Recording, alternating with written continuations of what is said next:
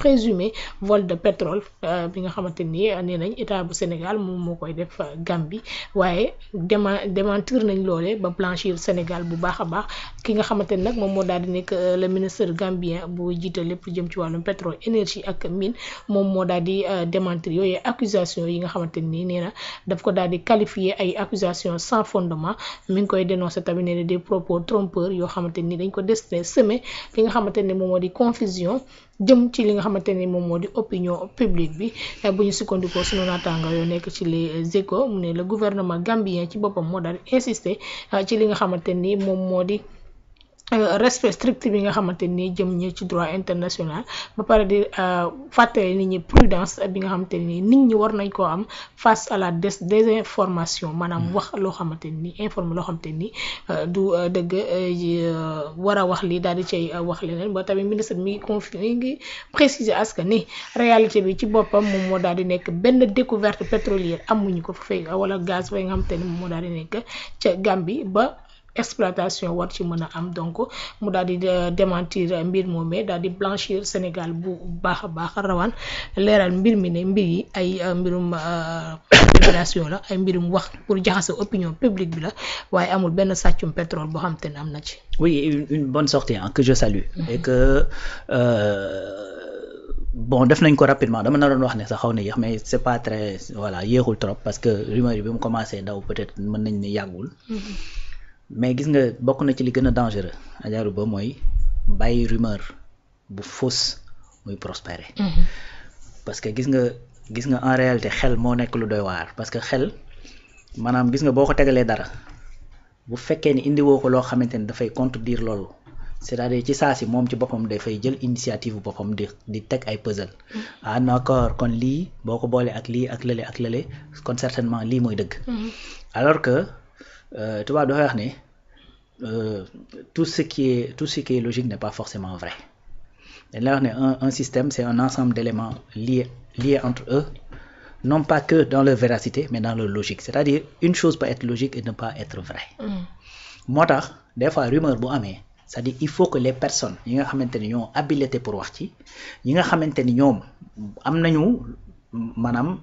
am nañ la légitimité pour wax ci ñu génn wax ci rapidement pour couper court parce que nag gis nga souvent da ngay dégg ñuy wax la malédiction du pétrole. Malédiction du pétrole est-ce que xam nga fan la am malédiction du pétrole xam nga fu ma am Sénégal kese astafurlah Afrique kese malédiction du pétrole c'est-à-dire Émirats arabes unis tey boo demee Dubaï c'est-à-dire dans les années 60 le port de Dubaï ay charrette mbaam lañ fa doon génnee ay bagages yaa ngi dégg c'est dans les années 60 le port de Dubaï da ngay dem boo wàccee ay bagages ci ay charrette lañ koy teg di ko yóbbu tey gis nga ni nga xamante ni noonu la Dubaï mel daanaka ñëpp a ngi xëccu pour dem fa il fait partie même ci endroit yi gën a cher ci monde bi qu'est-ce qui s'est passé ils ont le pétrodollar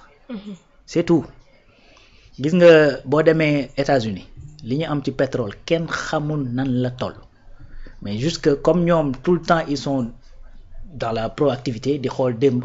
lii ñëw ak et cetera moo tax dañuy constituer ay réserves pour au cas où catastrophe am ak yu demee noonu ñoom ñu mën a autonome moo tax du ñu bëgg sax di exploiter pétrole ñoom bi ñu am ñuy wuti pétrole ci biteeg et cetera yu demee noonu ak d'autres énergies mais li ñu am ci pétrole kenn xamul nan la toll États-Unis tàkkul boo demee en Russie c'est la même chose am nañ gaz bu dul jeex xam nga mais tàkkul mais c'est-à-dire y a qu'en Afrique la ñuy wax la malédiction du pétrole peut-être dans certains pays du Moyen-Orient donc on sait que c'est pas forcément le pétrole moom moo koy loolu qu'est-ce que ça veut dire qu'en réalité Afrique c'est-à-dire il y a quelque chose donc boo xamante ni dafay ne loo xamante ni peut-être mooy tax que cette malédiction là mën fi installer wu assez facilement xam nga mooy lan mooy que ni la Axel Kabo doon wax dama koy rappeler fii keroog et si l'Afrique refusait le développement pourquoi et si l'Afrique refusait le développement parce que dañoo gis ne Afrique à chaque fois c'est-à-dire ce sont les Africains ñoom ñooy indi problème des Africains Thomas Sankara c'est des Africains bon tey ñoo ko rey yaa dégg donc boo demee tey au Nigeria c'est des Africains bon tey qui se font des coups d'État et cetera jëlal Boko Haram nga jël par exemple li nga xamante ni moom lay def ci zone boobu jël lu mel ni Jenin nga jël li muy def ci zone bi nga xamante ni fa la implanté wu c'est des Africains qui tuent des Africains comprendre donc da ngay dem ba li nga xamante ni waa ji moom lay wax naan Afrique su fekkee da ngeen ko bëgg a maintenir dans la domination pas besoin ngeen dem di ko coloniser waat il faut juste les diviser da nga xam ne loolu dëgg la parce que dafay yomb nag. dafay yomb di c'est-à-dire tey yaay gis par exemple un Sénégalais bu un président de la République du Sénégal jóg soldaalam fekk benn pays boo xamante ni nee nañu daa jaar fu dul yoon ngir mën ko teg ci yoon kii jóg ne ko da ngaa ñàkk fayda waroo faa dem da ngay maintenir nangam et cetera pour di créer la division. da nga koy gis même au sein de ce pays là ñu naan diw ñii diw groupe bi mooy ñu baax ñi ñii ñoo ñu baaxul ñi et cetera c'est-à-dire c'est une division boo xamante ni qu'on auto-installe ñun chez nous. Gambie Sénégal c'est le même peuple. c'est le même peuple gis nga man mii di wax ak yow man sama taaw papa ak ki topp ci moom seen yaay gambienne la bañ na ko ba dañoo am la nationalité gambienne. c'est-à-dire c'est le même peuple ay même sant yi la des fois le fait que ñi nekk ay anglophone ñi la nekk te loolu lan moo ko indi la colonisation qui nous a séparés. mais Gambie boo xoolee ni mu bindoo ak fi mu logé nga war a xam ni Gambie c'était même pas censé être un pays en réalité c'est-à-dire moom ak Sénégal dañoo waroon nekk benn entité. léegi quand effectivement des gens se permettent di dugal loolu effectivement dans la rumeur populaire comme quoi que ni dañu nekk di sàcc pétrole Gambie pour installer effectivement une zizanie et une division entre ñun et les Gambiens c'est-à-dire je dis que ni il faut que impérativement autorités yi nga xamante ni ils ont la légitime de parler de ces questions ñu génn leeral une bonne fois pour toutes parce que dafa am loo xamante ne nag waruñoo seetaan effectivement muy prospérer ça c'est pas possible c'est-à-dire Gambie loolu mënta ne aujourd'hui àddina toll na foo xam ni technologie toll na foo xamante ni maanaam lu nekk ci réew ku ci nekk xam nañ naka la demee en plus gis nga tey le Sénégal ne veut tellement pas de problème avec ñi nga xamante ni ñoom lañu bokkal la sous-région ba nga xam ni gis nga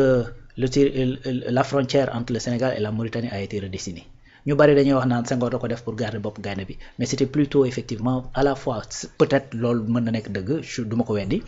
mais man li ma jàpp mooy c'était plus pour garder effectivement stabilité bi nga xamante ne amoon na entre ñun et la Mauritanie. tey li yàlla def bi ñu redessiné noonu ba pare puits pétrole yi Mauritanie am na 2 gaz bi am na 2 gisements parce que li ñu redessiné ñi ngi wax ne sax bu ñu ko redessiné woon 2 yooyu wala au moins benn bi ci Sénégal lay ne mais 2 yi mu am ñun suñu benn gisement moo ko ëpp parce que dafa def pente jëm ci suñu gisement. bien sûr ñun ak Guinée-Bissau am na puits pétrole am na pétrole offshore boo xamante ne dafa nekk suñu diggante moo tax ma doon wax ne keroog le fait que le président Bassirou Diomaye Faye dem Guinée-Bissau mais c'est une excellente chose. parce que ça permet au moins que ñu nekk sur la même longueur d'onde ba nga xamante ne lii richesse nekk suñu diggante dinañ ko mën a exploiter comme ni ñuy exploiter bi nekk suñu diggante ak Mauritanie. bien sûr lu jëm ci wàllu pêche bi également pareil souvent da ngay daan dégg ay problèmes yoo xamante ne day kii ci loolu mais pourtant loolu coow boobu dañ koo coow ñu ne Guinée-Bissau mais pour éviter mu embraser la rébellion en Casamance Abdou Diouf jël ko teg ci tànkam te pourtant tribunal de la Haye dafa jox dëgg Sénégal les cours internationaux dañoo jox dëgg Sénégal pour que effectivement bu ko bëgg a exploiter mën na ko exploiter parce que en fait lu ëpp ci ñun la ne. mais dañoo jël loolu teg ci suuf pour bañ a embraser suñu diggante ak Guinée-Bissau te Guinée-Bissau nag Gambie ñu ko gën a jege. demal dans le sud nga dem en Casamance wala dara presque famille yi fa nekk ñu ci bari da ngay gis ne seen xaaju famille mi ngi Gambie. ay Cissé fa am ay Ndiaye fa am ay Jóoba fa am xam nga ay Diagne ak ay yooyu ñoo fa am man ki may wax nii sama tante bi may wax Diagne la sant c'est une Gambienne. n'est-ce pas donc moo tax encore une fois je salue les autorités gambiennes li nga xamante ne noonu lañ ci taxawee. bu ñu bàyyi lu toll ni tarafatal ay ni lu mel noonu di prospérer en plus nag dafa am à un certain moment que ça soit vrai que ça soit pas vrai mais il faut être proactif ngay nu ma koy ngay projeté wu. parce que à un certain moment nag il était question que ni même Yaya Jammeh bëggoon na dellu si waat Gambie et cetera mi ngi def ay tractations yu demee noonu même yii sax am na ñoo xamante ne dañ ko koy attribuer naan peut-être certainement ci moom lu jógee yu demee noonu mais il faut couper nu ma koy tuddee l'herbe sous le pied il faut couper court et net. comme ça les gens xam ni il faut pas ngay laisser yenn rumeurs yi di prospérer xam nga lu tax surtout ngëru ba àddina bi fi mu toll. maanaam lu nit mën a wax am na ku pare pour gëm ko.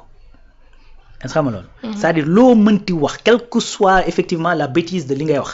am na koo xamante ne pare na pour gëm ko te gis nga ñi pare pour gëm ko am na ñoo xamante ne ils sont prêts à faire de la violence. pour dëggal ne ñoom li ñuy wax loolu mooy dëgg. moo tax dafa am yoo xamante ni bu commencé jóg rek il faut couper court fu mu toll nii dafa bokk ci défi yi nga xamante ni Afrique da ko war a dafa taxaw ci kanamu Afrique mooy union bi nga xamante ni dañ ko war a def. on n'a pas besoin d'être des pays wala benn pays wala on peut avoir des pays séparés mais am benn entente ak benn union ak benn angle de vue boo xamante ni bu ko ñëpp partagé wul itam ñi ci ëpp danañ ko partagé c'est-à-dire ce défi là si on le règle pas maanaam li ñuy wax développement communautaire dañ koy dégg rek waaye pour ñu yegg ci dana jafe trop. parce que su fekkee ni pétrole bu tuuti bi nga xamante ni daanaka nee nañ mënta sax changer la vie des Sénégalais moo bëgg a commencer créer de la zizanie entre ñun ak lu mel ni Gambie ak yooyu ça pose problème léegi aussi beneen affaire boo xamante ni pour man vision de loin la mooy que li ñuy exploiter mu nekk ci courant ak ci gaz beeg ci pétrole beeg ci et cetera il faut qu'on réfléchisse à des mécanismes yoo xamante ni dana mën a profiter à la population gambienne parce que mënuñoo nekk Sénégal yëf yi di dem Gambie nekk ci suñu biir ba pare di am yenn difficultés yeeg et cetera yu demee noonu c'est-à-dire bu ñuy lu te loolu je pense que un travail ñu ngi koy nekk di def déjà le président dem na Gambie président Gambie ñëw na Sénégal premier ministre dem na fa vice-président Gambie ñëw na fii donc mi ngi noonu en tout cas Gambie il faut qu'on comprenne que Gambie ak Sénégal c'est la Sénégambie benn la c'est le même peuple comme ni Mali nekkee le même peuple avec ñun comme ni ko Guinée nekkee comme ñeneen ak ñeneen léegi nag il faudrait que ñun bu ñuy dem ñu yóbbaale effectivement nos voisins lu tax loolu am solo je vais redonner encore l'exemple de la Grèce en Europe bi mu fi amee problème ba nga xamante ni dañoo gis ne dafa am bor bu bare bu mu nëbb comme ni li daal Sénégal c'est-à-dire c'est toute la communauté européenne ñoo jóg banque centrale européenne jóg ñu génn xaalis jox Grèce ne ko jógaatal parce que sinon day continuer nekk boulet ndax buñ ko dimbaliwul mu jóg population am ñooy mangee foofu dem fekk ci ñeneen ñi nga xamante ni seen loolu kii parce que nit nag moom naturellement à la base nous sommes tous des nomades. Bien sûr. Voilà nous sommes tous des nomades boo toogee fenn ba amatoo loo fa mën a dundee da ngay déplacer wu dem fan voilà fa nga ko mën a kiiwee parce que c'est des besoins primaires donc il faut que en réfléchissant à notre développement du Sénégal que effectivement ñu bàyyiwaale xel Gambie qu'il y ait des commissions des travaux qui se fassent ñun suñu diggante ñun ak ñoom xamante ni dinañ leen mën a fexe ñoom it ñu daal di voilà redressé wu loolu dina tax lu bari loo xamante ni dañ ko xalaat peut-être ci Sénégal ak yu demee noonu danañ ci mën a mucc en fait. Bien sûr en dehors union bi ngay wax sax ni moo war a am entre les pays africains ngir ñu mën di exploiter ndoo li nga xamante ne moom moo di suñuy ressources ngir mën di entendre. dafay nekk sax benn force boo xamante ni Afrique da koy am par rapport ak ñi nga xamante ne ñoom ñoo di les puissances yi nga xamante ne ñoom ñoo nekk à travers le monde parce que bu ñu gisee ne que l'Afrique est réunie nekk benn bloc bokkandoo si lépp lu ñuy def ñoom dinañ mën a xam ne fii pour nga laal fi kenn day mel ni laal nga toute la communauté africaine. c'est ça xam nga en fait c'est-à-dire ku mën a ñëw ci biir réew. jaxase waa réew mi pour nga jaxase ñaari réew mën naa bañ a jafe. Parfois c'est pas les mêmes réalités comprends nga donc bërki dem maa ngi rappeler un peu ce qui s'est passé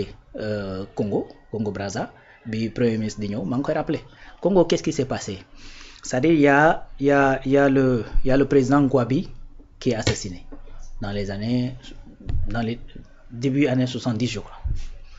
Gwabi bi ñu ko assassiné après Denis Sassou Nguesso est venu au pouvoir Denis Sassou Nguesso bi mu ñëwee au pouvoir donc foofu c'est après ñu gis ne Congo am na pétrole ñu commencé di ko exploiter et il y avait Total qui s'était installé au Congo tu sais que ni à un certain moment j'oublie son nom mais l'ancien PDG de Total bi nga xamante ne moom moo defoon accident d'avion bi en Russie nga xamante ne dafa ñëw wàcc ñuy balayer piste bi parce que dafa amoon neige déneigeuse bi gaare fa pilote bi gisu ko mu ñëw mbëkk déneigeuse bi ba mu décédé je me rappelle plus du nom peut-être que gars yi dinañ